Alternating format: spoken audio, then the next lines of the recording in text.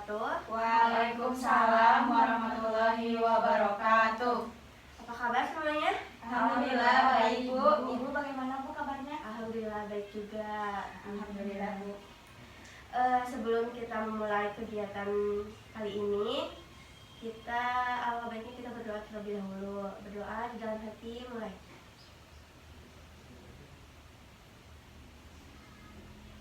Berdoa selesai.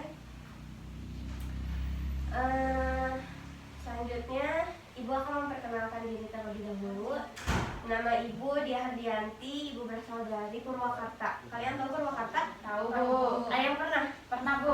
Mau apa ke Purwakarta? Taman Batu. Oh iya, ke Taman Batu renang. Iya. Sama siapa? Sama keluarga. Oh iya. Makan sate, Bu, sate Marangi. Di mana? Di Purwakarta. Oh iya. Udah? Udah. Ya. Sekarang Ibu juga mau kenal sama kalian satu persatu. Boleh? Mau dari siapa dulu? Dari aku, Bu. Siapa? Perkenalkan, nama saya Aurel dari Cibubur. Oh iya, Cimahi. Perkenalkan, Bu, nama saya Anggi dari Sangkuriang. Oh iya. Perkenalkan, nama saya Alifa dari Cisarua. Perkenalkan, nama saya Kayla dari Cibubur. Oh iya. Kita udah kenal ya satu sama lain. Ya, Bu. Di sini selanjutnya Ibu akan menjelaskan tujuan dari bimbingan kelompok ini ya. Tujuan dari bimbingan kelompok ini agar kalian semua dapat membuat kesimpulan mengenai pengertian menyontek dan menganalisis faktor penyebab perilaku menyontek dan mengembangkan langkah-langkah yang harus dilakukan untuk menghindari perilaku dari menyontek itu ya. Selanjutnya Ibu akan menjelaskan langkah-langkah kegiatan awal sampai nanti penutupan. Yang pertama Ibu akan menjelaskan teknik apa yang akan kita pakai. Lalu Ibu akan menjelaskan mengenai pengertian, bentuk, dan sebagainya mengenai perilaku menyontek. Dan terakhir seperti biasa kesimpulan dan juga penutupan. Kita mulai aja ya. Ya, Bu. Ibu akan menjelaskan teknik apa yang akan Ibu gunakan dalam bimbingan kelompok ini, yaitu dengan menggunakan teknik pemberian informasi. Mengenai tema yang akan dibahas kali ini, Ibu akan membahas tentang perilaku menyontek. Untuk mengefektifkan waktu, kita mulai aja ya. Tapi sebelumnya, apakah ada yang mau mendefinisikan menyontek itu seperti apa menurut pandangan kalian masing-masing? Kalau menurut saya, Bu, ya, mencontek itu jadi kita menyalin pekerjaan orang lain gitu, Bu. Ya, bagus. Ada lagi? Tidak. Nggak ada? Oke. Ibu jelaskan aja ya. Pengertian dari menyontek itu merupakan suatu perbuatan atau cara-cara yang tidak jujur, curang, dan menghalalkan segala cara yang dilakukan seseorang untuk mencapai nilai yang terbaik dalam menyelesaikan tugas, terutama pada saat ulangan atau ujian kan ya terjadi menyontek itu.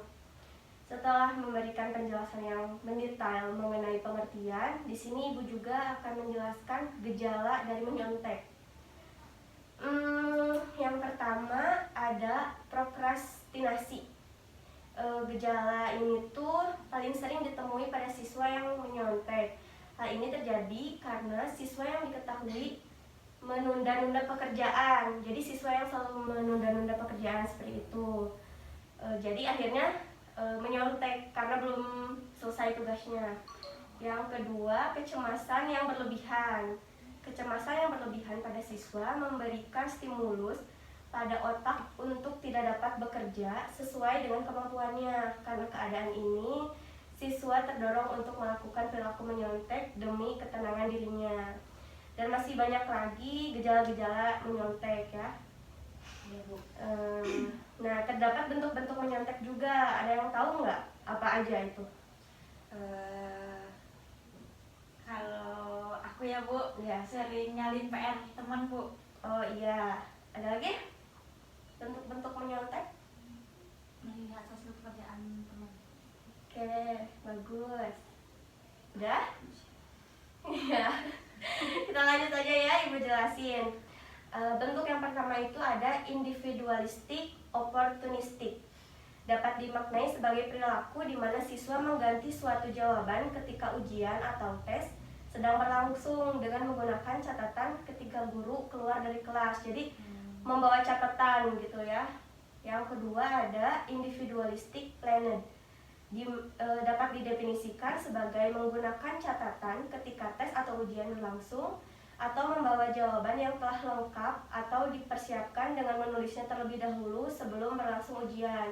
Suka ada kan siswa yang sebelum ujian tuh udah ditulis di kertas satu lembar terus diambil gitu kan. Itu termasuk oh iya? Iya. Astagfirullah. Kayaknya ibu juga pernah deh. Lalu yang ketiga itu ada sosial aktif.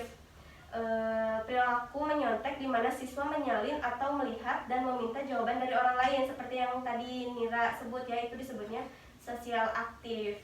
Yang terakhir ada sosial pasif, yaitu mengizinkan seseorang melihat atau menyalin jawabannya. Jadi itu sosial pasif itu orang yang memberikan gitu ya.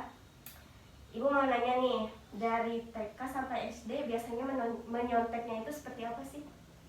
Kalau mau ujian Bu, nyontek. Lagi ulangan nyontek gitu ke teman sebangku lihat. Oh iya. Kalau dari SMP atau SMA gitu gimana? Iya Bawa sama. kertas. Itu bawa kertas ditulis. Tukeran LJK. Iya. Kayaknya pengalaman ya. Di sini Ibu juga akan menjelaskan mengenai faktor-faktor perilaku menyontek. Ada 4 ya. Yang pertama, ingin mendapatkan nilai dengan cara yang mudah kan ya. Yang kedua, lingkungan pendidikan. Karena mungkin tekanan teman sebaya, budaya sekolah, budaya bersenang-senang, dan rendahnya resiko untuk ditangkap atau dihukum jika melakukan perilaku menyontek. Lalu yang ketiga, kesulitan yang dihadapi. Kesulitan yang dihadapi siswa dalam bentuk keterbatasan waktu yang mereka miliki untuk mengerjakan tugas. Seperti itu. Lalu yang terakhir, kurangnya kualitas pendidikan. Nah, ini tuh merupakan faktor penyumbat terjadinya perilaku menyontek. Siswa melihat tugas, bahan yang tidak relevan, dan sikap guru yang acuh tak acuh yang menjadi faktor timbulnya perilaku menyontek. Itu ada juga beberapa dampak dari perilaku mencontek. Coba ada yang mau ngasih satu contoh dampak dari mencontek nggak? Jadi kita itu nantinya Bu nggak bisa tanggung jawab sama tugas kita sendiri gitu. Jadi kebiasaan nanti kitanya bergantung sama orang lain terus Bu gitu. Jadi kitanya juga gak akan maju-maju gitu Bu. Iya Bu ya. Nah, makin malas. Iya. Jadi stuck Bu di situ, kita nggak akan ada pergerakan Perubahan ke tidak atas akan gitu. berkembang. Bagus-bagus ya jawabannya. Karena kalian mungkin apa ya, mencontek itu udah ada di lingkungan kalian Iya, ya. Bu. Di sini Ibu akan menjelaskan contoh dampak dari perilaku mencontek. Yang pertama, perilaku mencontek dapat mendidik siswa untuk berbohong. Yang kedua, siswa tidak menghargai proses belajar. Lalu yang ketiga, melahirkan koruptor, penipu, plagiator, dan penjahat yang menghalalkan segala cara. Mungkin dari pertamanya tuh mencontek bisa jadi hal yang besar ketika itu menjadi kebiasaan. Lalu yang keempat, tidak mau berusaha sendiri dan selalu mengandalkan orang lain. Yang kelima, malas belajar, malas berpikir dan merenung, malas membaca dan tidak suka meneliti. Mencontek juga bisa membodohi diri sendiri kan ya? Iya Bu. Nah, upaya menanggulangi perilaku mencontek itu bisa kita lakukan. Yang pertama, dari diri kita sendiri, seperti membangkitkan rasa percaya diri, menanamkan self-concept yang lebih positif gitu.